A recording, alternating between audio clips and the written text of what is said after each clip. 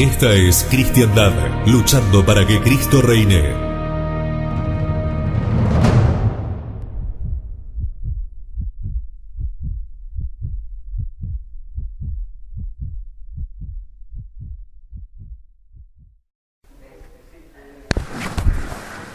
En el nombre del Padre, y del Hijo, y del Espíritu Santo. Amén.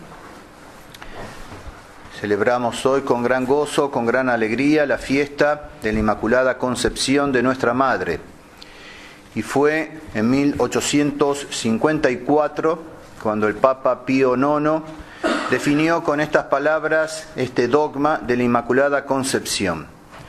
Para honra de la Santa e Individua Trinidad, para gloria y pres de la Virgen, Madre de Dios, para exaltación de la fe católica y aumento de la cristiana religión, con la autoridad de nuestro Señor Jesucristo, con la de los santos apóstoles Pedro y Pablo y con la nuestra, declaramos, afirmamos y definimos que ha sido revelada por Dios y de consiguiente que debe ser creída y firme y constantemente por todos los fieles, la doctrina que sostiene que la Santísima Virgen María fue preservada inmune de toda mancha de culpa original en el primer instante de su concepción, por singular gracia y privilegio de Dios omnipotente, en atención a los méritos de Jesucristo, Salvador del género humano.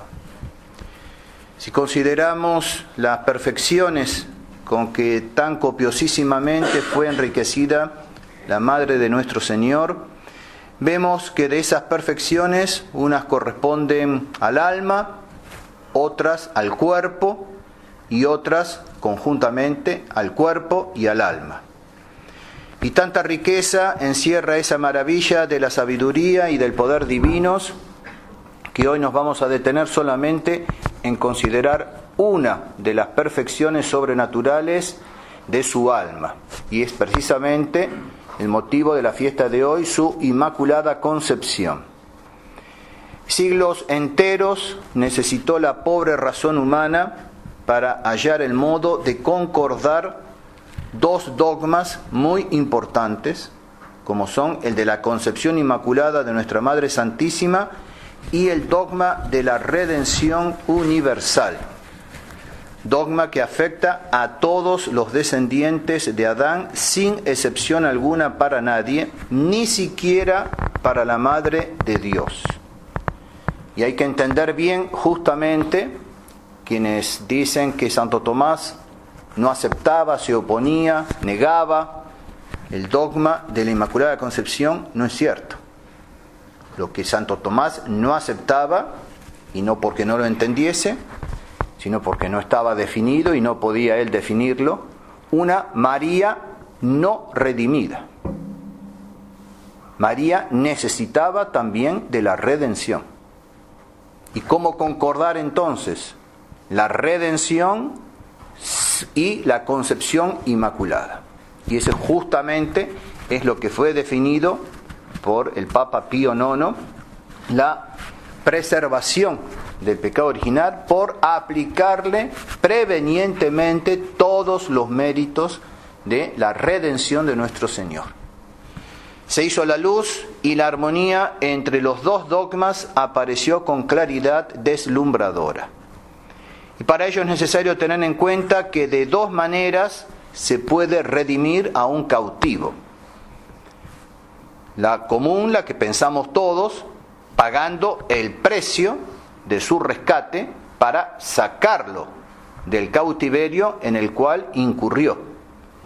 Y esa es la redención liberativa. Pero hay otra forma, que es pagando anticipadamente, impidiéndole con ello caer en el cautiverio. Y esa es la redención preventiva. Y esta última es una verdadera y propia redención, y más auténtica y profunda todavía que la primera.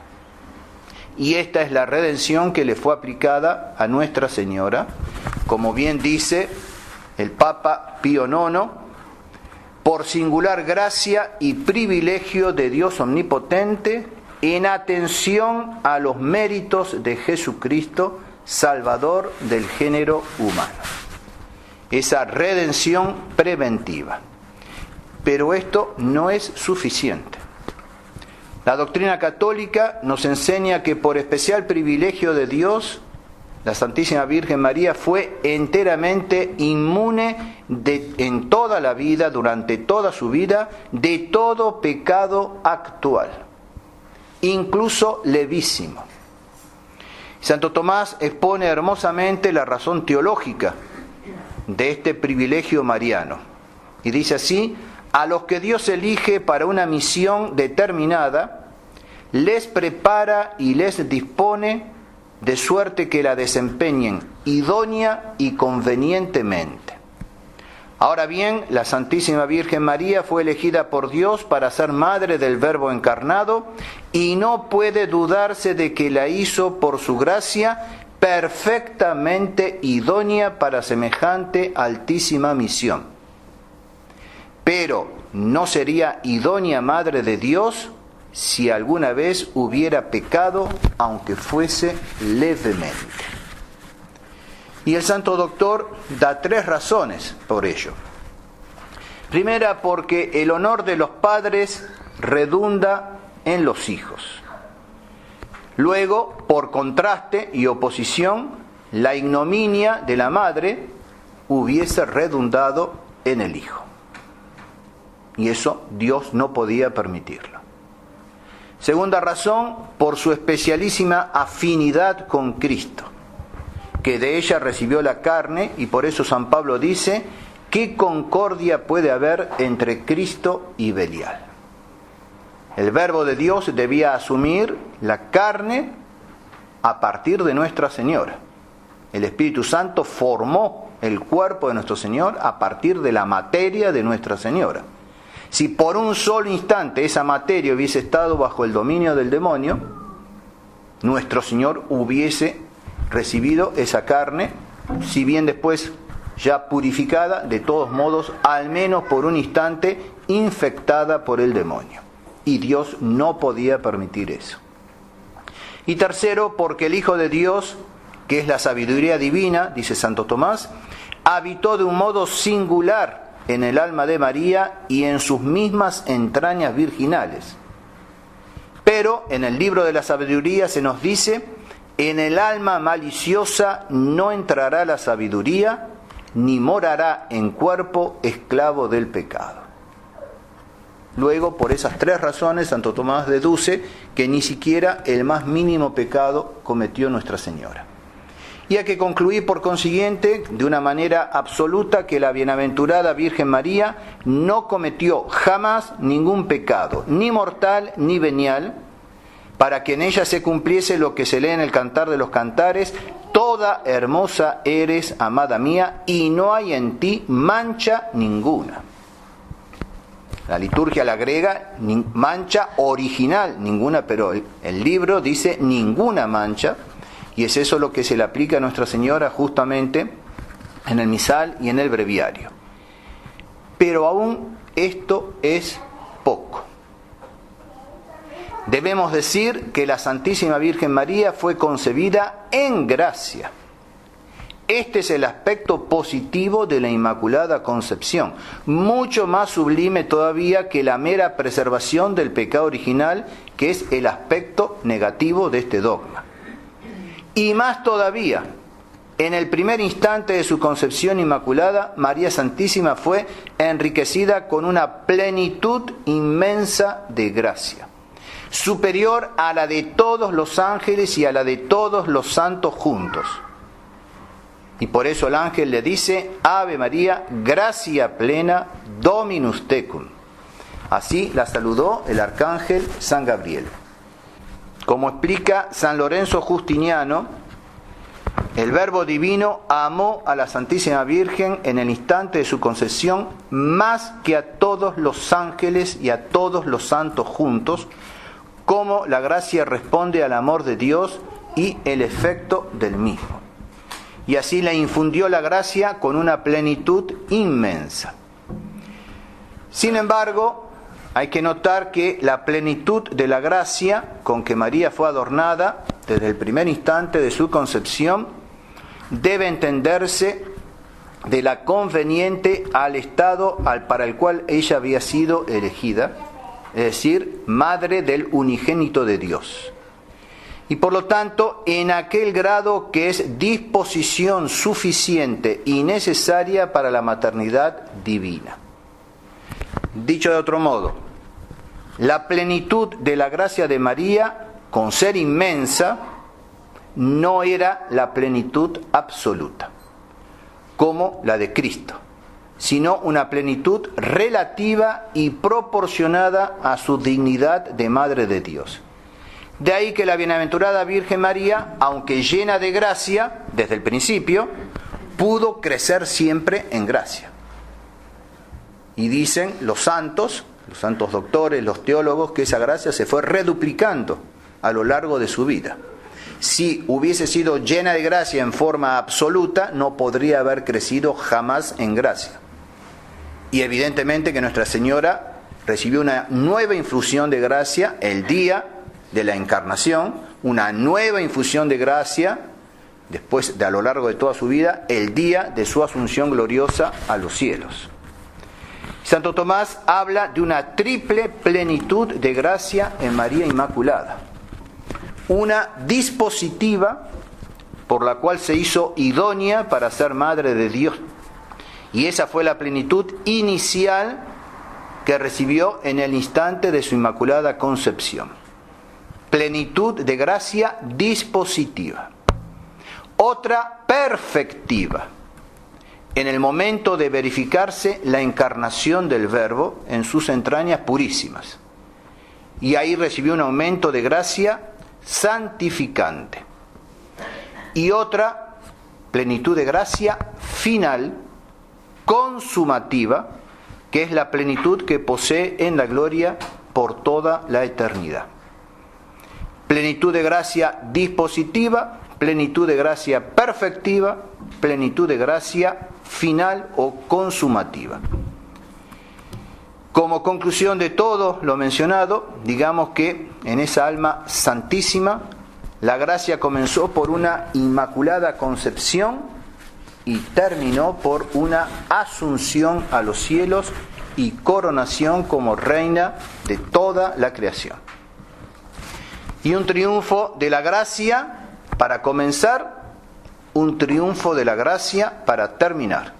Y en el intervalo, una constante santificación, un estado que no hizo más que crecer y crecer y crecer y embellecer esa alma a cada instante, incluso mientras dormía. ¿A qué grado de gracia llegó ese grado consumativo? Lo veremos, lo gozaremos en el cielo. Contemplemos ahora esa bellísima doncella, aplastando con su débil pie de niña la cabeza del horrible monstruo, el diablo, la serpiente infernal. Y Sardá Salvani se plantea, se pregunta, ¿se trata de una realidad o de un mero símbolo? ¿Es una verdadera historia o una simple figura? ¿Hablamos de una persona o se trata de una personificación? ¿Es una mujer concreta, considerada en ella misma, o es una atribución a un ser abstracto? Y responde, todo esto es. Y todo pertenece al inefable misterio de la Inmaculada Concepción. Es realidad y símbolo, es verdadera historia y figura, es persona y personificación, es mujer concreta y atribución. Es realidad, es María, hija de Eva, elegida por Dios Padre para servir de madre a su unigénito Hijo. Y de esa manera comienza en María la victoria de Cristo sobre el infernal enemigo. Y así tienen aplicación exactísima las profecías, todas las palabras que fueron pronunciadas en el paraíso terrenal, dirigidas allí por Dios a la serpiente tentadora. Ipsa conteret caput tuum. Se discute y siguen discutiendo, a pesar de todo lo que han dicho los santos y los papas, incluyéndolo a San Pío X, si esa ipsa conteret es la Santísima Virgen o si es su descendiente nuestro Señor. Y por supuesto que los progresistas dicen que no se trata de Nuestra Señora. Ya lo he aclarado otros años. Paso, se trata de Nuestra Señora ipsa conteret caput tuum. Según esta idea, es realísima realidad la mujer a la cual llamamos Inmaculada Concepción. Mas sin dejar de ser realidad, bajo otro punto de vista, es un símbolo muy consolador como la misma realidad. ¿Por qué? Porque descendencia de esa mujer real, concreta, descendencia de esa historia que comenzó en el paraíso terrenal, preservada esa mujer como ha sido, somos nosotros, su descendencia. Y por eso lo explica muy bien San Luis María Grignion de Montfort, nuestro Señor, Dios Padre, allí habla y de enemistades en plural. Pondré enemistades entre ti y la mujer, entre tu descendencia y su descendencia. Y descendencia de esa mujer concreta, histórica, real, somos nosotros. Y ese aplastar la cabeza del dragón infernal, realmente aplastándolo, también es un símbolo para nosotros, que debe verificarse también en nosotros. La universal familia de los que creen, esperan y obran en Cristo y según Cristo es la descendencia propia de esa mujer inefable. Y somos nosotros los que por gracia de Cristo Dios luchamos y vencemos en ella y por ella. Somos descendencia de esa mujer que aplasta la cabeza del dragón infernal. Ya lo aplastó en el momento de su concepción, pero lo sigue aplastando a través de su descendencia. Y por ella, nuestro débil pie es el que definitivamente ha de asentarse pujante y glorioso un día sobre la cerviz del dragón infernal. Y así la raza de Eva, desde que por Cristo pasa a ser la raza de María, está destinado a ser como ella, perpetuamente vencedora. Y una vez más, en medio del Adviento, aparece la noción de victoria y por lo tanto también la noción de esperanza. Pero, ¿vencedora de quién? De la serpiente del paraíso terrenal. Y no solamente personificada, sino realmente viviente y encarnada en todos los que el odio a Dios y a su Cristo reúne desde entonces. Todos esos que constituyen la odiosa descendencia del demonio para sostener un combate infernal. Y eso es realidad. Eso es historia. Eso es algo concreto. Y así como existe el cuerpo místico de Cristo, también existe, y lo enseña Santo Tomás, el cuerpo místico del anticristo. Y esto es lo que niegan hoy en día, lo que no quieren ver. La sociedad de los regenerados en Cristo, la sociedad de los regenerados por Cristo, es la Iglesia Santa. Y la fuerza que en todos los siglos ha congregado al infierno contra ella, desde hace tiempo ya, ha tomado el nombre de revolución. Y entonces el combate es entre la Iglesia y la revolución.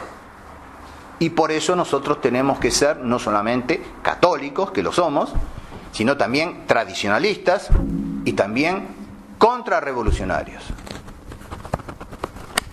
Y eso incluso desde hace años, en el seno de la tradición y concretamente en el seno de la fraternidad, no lo quieren ver y no lo quieren aceptar. El mote, la etiqueta de contrarrevolucionarios. Y no solamente la etiqueta, sino el ser de contrarrevolucionarios. Y ya Sardá y Salvani, en el siglo XIX, lo decía, porque estas son palabras de él. Las fuerzas que en todos los siglos han congregado al infierno contra la Iglesia se llama hoy la revolución. Y claros aparecen entonces los términos del problema, que no es más que el problema que comenzó en el paraíso y va circulando toda la historia, a lo largo de la historia de la humanidad, y hoy por hoy toma caracteres, colores dramáticos. Es el de todos los siglos hasta la consumación y el juicio, que será la resolución definitiva de ese problema comenzado en el paraíso, de ese problema que en realidad es un combate, una lucha. María y su descendencia a un lado, con la bandera de toda la verdad, todo el bien, toda la belleza.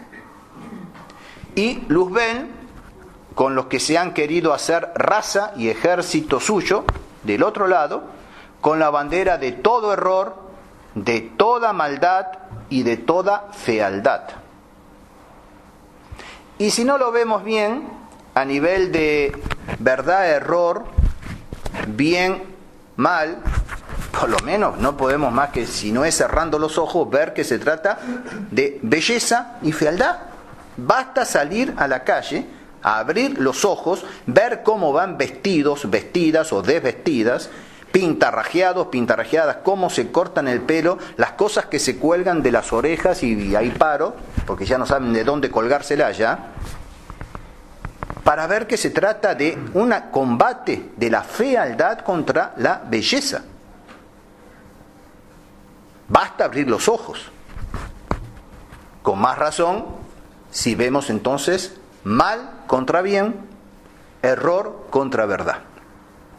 La tierra estremeciéndose al choque de esos dos ejércitos.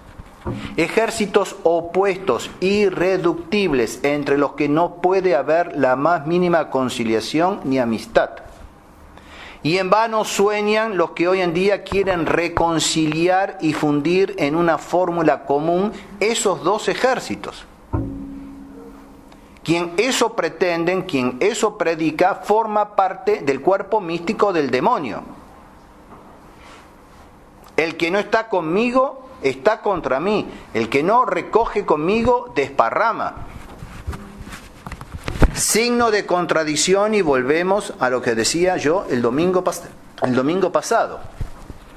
No se comprende así perfectamente por qué el pueblo cristiano tiene por el augusto misterio de la Inmaculada una admiración indescriptible y un afecto instintivo. Todo cristiano bien nacido, al solo pensamiento de la Inmaculada Concepción, ya adhiere, goza, se solaza. ¿Por qué? Porque justamente ella encarna toda la verdad, todo el bien, toda la belleza, y está aplastando la cabeza del error, de la maldad y de la fealdad. Nuestra Señora no es ecuménica.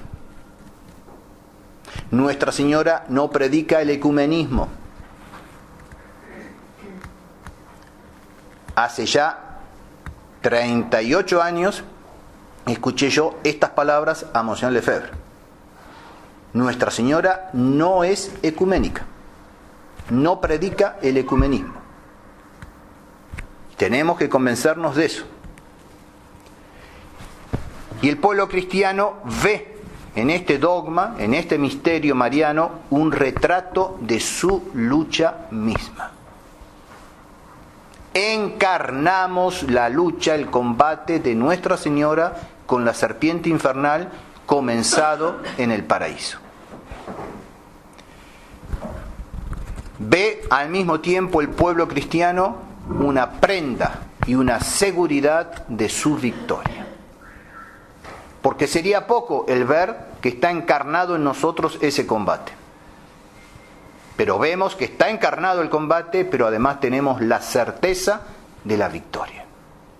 Y entonces, ¿cómo no tener por este dogma una admiración, un gozo, una alegría con la sola reminiscencia del mismo. Luchar siempre con los enemigos de Cristo y siempre vencerlos. No desconfiemos jamás de nuestra misión. Y es por eso que se trata de algo real, de una persona concreta que es Nuestra Señora, pero al mismo tiempo una personificación en toda su descendencia, en todos sus hijos. Celebremos pues la fiesta de hoy como la genuina fiesta de la iglesia militante. Hasta tienen vergüenza también de esa palabra. Entonces ahora a la iglesia peregrina. No, la iglesia militante, de que está militando, está combatiendo. Y por la santa confirmación somos soldados de Cristo. Y un soldado combate, un soldado lucha. El monstruo infernal se encuentra otra vez detenido en su fiera embestida por el pie de esa niña celestial, en la cual nuestro Señor quiso que viésemos nosotros los católicos, especialmente los católicos de los últimos tiempos, nuestra bandera y nuestra victoria. Los destinos del mundo, como siempre, pero más hoy que nunca, están pendientes de ese duelo terrible entre la doctrina personificada en la revolución y la doctrina personificada y como compendiada en el dogma de la Inmaculada Concepción. Asistimos a una de las fases más espantosas de la grandiosa lucha entablada desde el comienzo del mundo, allá en el paraíso, entre el error y la verdad, entre el mal y el bien, entre la belleza y la fealdad, entre el infierno y Dios. Y esa batalla, tal vez la postrera, que presencien los siglos antes de que se resplandezca de lleno sobre ellos la plenitud del reinado de Cristo, esa batalla, en esa batalla el infierno ha escrito en su estandarte la palabra revolución. Esa es su bandera. Y el dedo de Dios no somos nosotros. Es el dedo de Dios quien ha escrito en nuestra bandera María Inmaculada.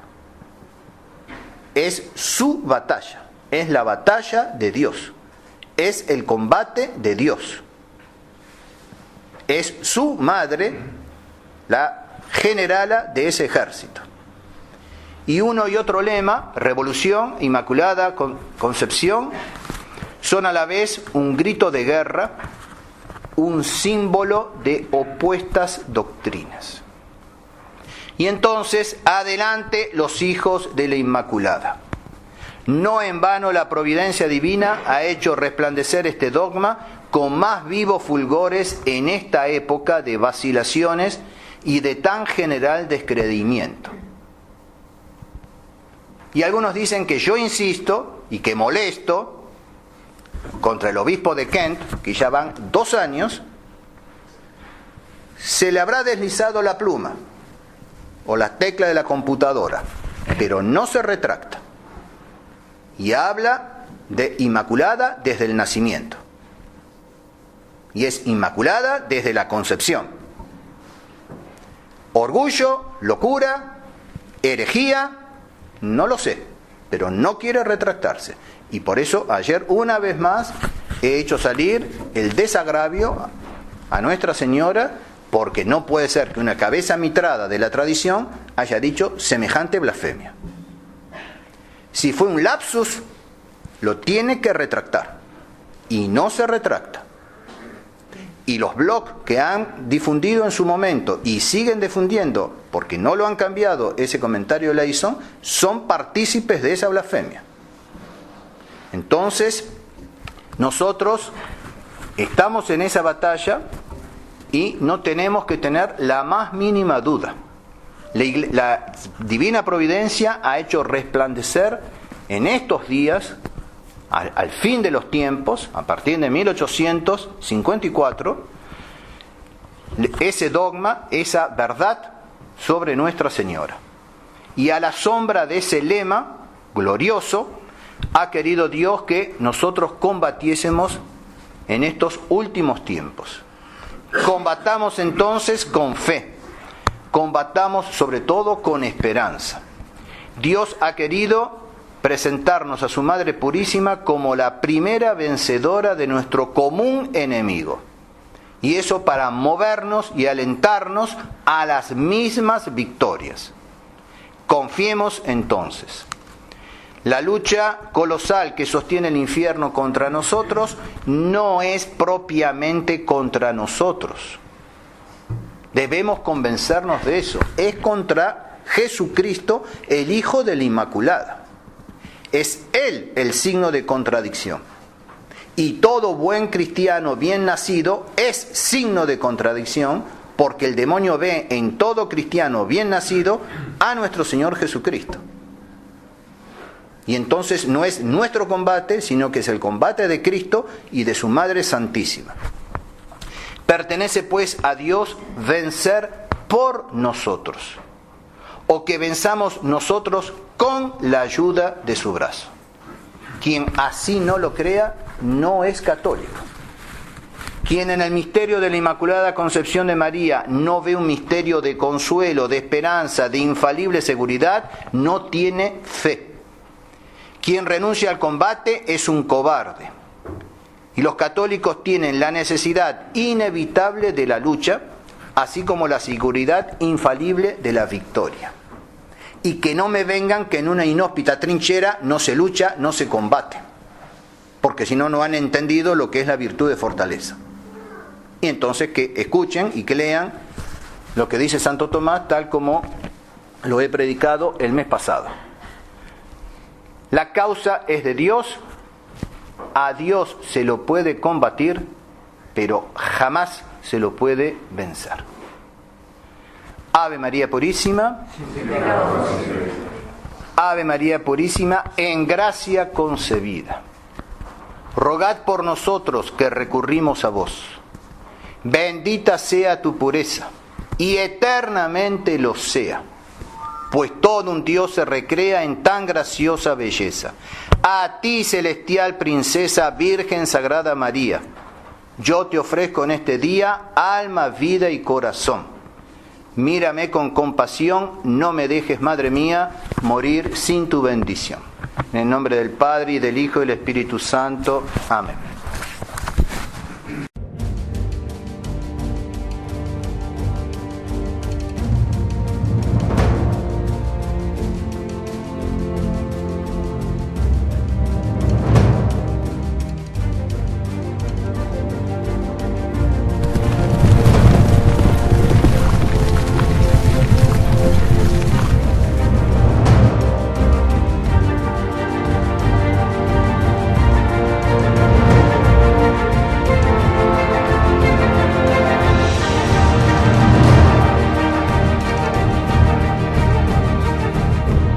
Esta es Cristiandad, luchando para que Cristo reine.